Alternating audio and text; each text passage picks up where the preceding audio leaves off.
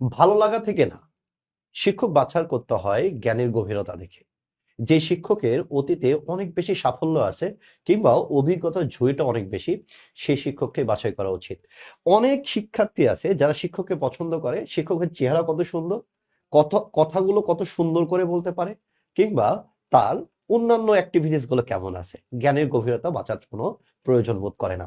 তোমাকে একটি কথা বারবার আমি স্মরণ করে দিতে চাই, যদি সে শিক্ষককে তোমার অত্যন্ত পছন্দ হয়, তুমি তাকে প্রেম করো, তার সাথে বিয়ে বসো, আমার কোনো আপত্তি নেই। কিন্তু দিন শেষে একটি কথা মনে রেখো, একটি সুন্দর স্বপ্ন নষ্ট করার জন্য এই জিনিসগুলো যথেষ্ট। তুমি যদি একজন দক্ষ মেন্টর বাছাই করতে পারো, তুমি জীবনের পথে অনেকখানি এগিয়ে যাবে। এই জন্য আমি বলি ভাই, নিজের ক্যারিয়ারের ক্ষেত্রে আর যাই করো, এই জিনিসগুলোতে ছাড় দিও না। দেখবা ছাড় দিতে দিতে তুমি একদিন অতল গহ্বরে হারিয়ে গেছো।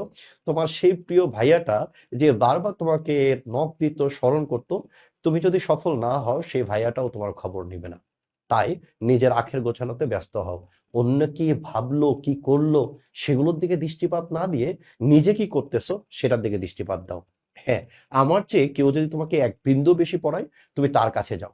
তবে আমি এত বছর অভিজ্ঞতা থেকে বলতে চাই যে ভাই, আমার চাইতে বাংলাদেশে কেউ হয়তোবা এতখানি ডেডিকেশন দিয়ে পড়ায় না, অথবা এর চেয়ে বেশি পরিশ্রম করেও পড়ায় না, অথবা আরেকটি কথা বললামই না, বুঝে নিন। ভালো থেকো সবাই।